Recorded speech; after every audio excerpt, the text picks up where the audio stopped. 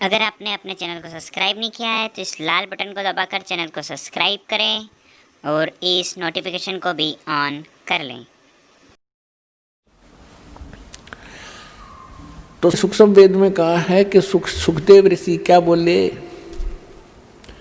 एक लेवा एक देवा दूतम और कोई किसी का पिता निपुतम, ऋण संबंध जुड़ा एक ठाठा, अंत में सब 12 बाटा। आज आप कितने प्यार से रह रहे हो, आपके बेटा बेटी कितनी अच्छे लगते हैं भी अच्छे, सबको प्यार लगता है क्योंकि यहाँ रह रहे हैं ठाठ से उनके साथ। 1 मिनट में मृत्यु हो जा, बेटा मर जाए, बेटी मर जाए, आप मर जाओ, पूरा परिवार नाश हो जाता है।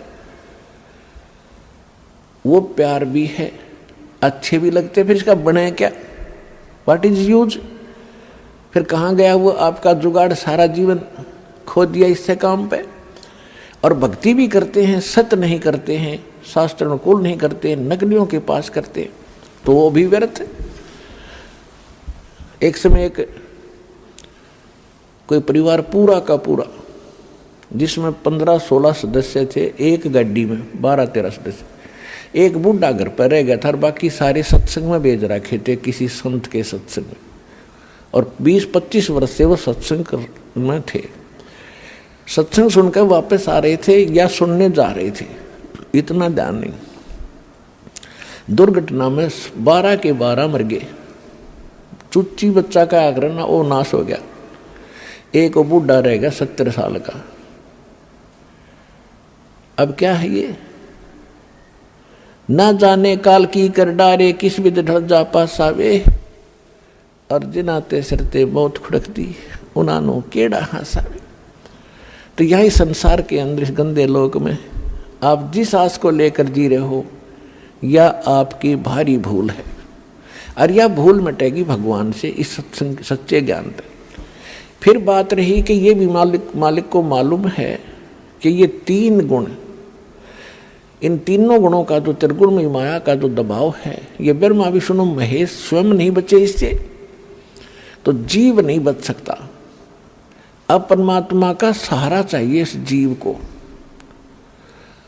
तो किस परमात्मा का, यदि आप विष्णु जी का सहारा लेते हो युग काल के अंतर्गत, और काल ने आपको फंसा रखा है, तो आप इस जाल से बाहर नहीं हो सकते। यदि शंकर जी की पूजा करते हो तो भी नहीं हो सकते, ब्रह्म की पूजा करते हो, ये स्वयं ही आपको फंसा ही रहा है, ये तो आपको इस मार्ग पर आने ही नहीं देगा जिससे आपका छुटकारा हो, क्योंकि इसको यहाँ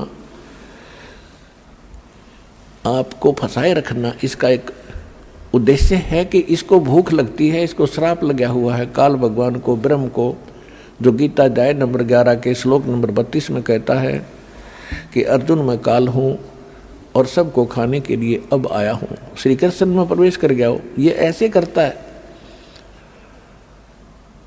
तो इसको श्राप लगा हुआ है 1 लाख मानव शरीरधारी प्राणियों के नित आहार करने का। उसके लिए आपको ऐसे रोक रखा कबीर साहब ने बताया धर्मदास जी को, कि जैसे कसाई बकरे पालता है और बकरे और बकरी नर मादा छोड़ देता है एक बाड़े में, पूरे उनके लिए चरागाह भी बनाता है, जलाशय भी बनवाता है, ऊपर शेड भी डालता है गर्मी सर्दी ओलों से बचाने के लिए। तो वो बकरे ये सोचते हैं हमारा मालिक बड़ा दयालु है, हमारी कितनी केयर टेक कर रहा है, कितनी देखभाल करता है। लेकिन वो जीव हैं, उनकी इतनी बुद्धि काम नहीं करती कि अब तो आपने दयालु दिखा है, और फिर सामने जब भी आवश्यकता होती है, किसी का बेटा हो चाहे बेटी, माँ मरो चाहे बेट बाप है, निकाल ले जाता है पकड़ पकड़ कर कान।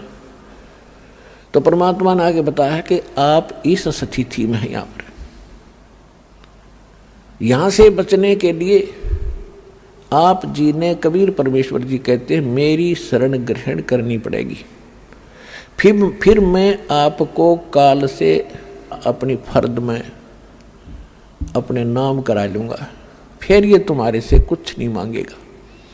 तो उसके लिए आप जी ने परमात्मा की शरण ग्रहण करनी पड़ेगी, और शरण ग्रहण करने के बाद फिर मर्यादा से रहोगे, तब आपकी ये बच्चे भी ठीक रहेंगे। मालिक को मालूम है कि ये नहीं रह सकते, चाहे कितना ज्ञान हो ले, और कितना कुछ कर ले, ये दबाव इतना है आपके ऊपर। फिर भी परमात्मा ने एक विकल्प निकाला है, इसका एक अल्टरनेट बताया है कि मेरी शरण में रहे।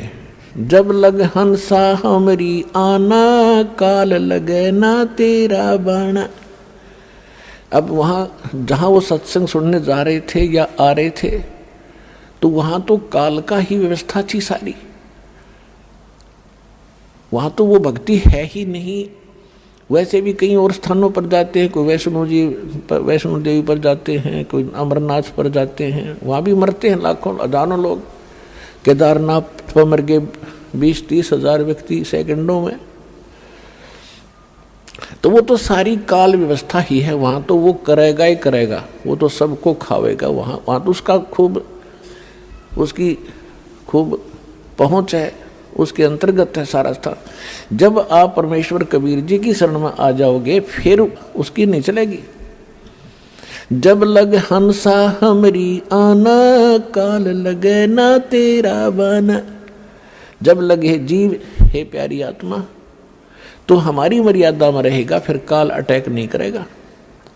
काल का अटैक भी हम पर उस समय होगा जब हम मर्यादा भंग कर देंगे, परमात्मा के दायरे से हम बाहर चले जाएंगे।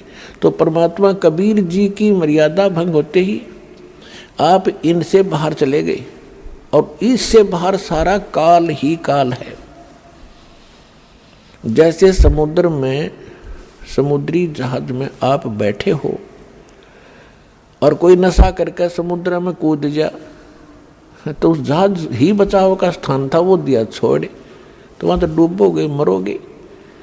तो इस स्थान को छोड़कर पूरे विश्व में काल व्यवस्था है। इसको छोड़कर जहाँ भी जाओगे वहाँ आपको कोई प्रोटेक्शन नहीं होगा, दुख के अतिरिक्त कुछ नहीं मिलेगा। तो इस स्थान को छोड़कर पूरे विश्व में काल व्यवस्था है। इसको छोड़कर जहाँ भी जाओगे वहाँ आपको कोई प्रोटेक्शन नहीं होगा, दुख के अतिरिक्त कुछ नहीं मिलेगा।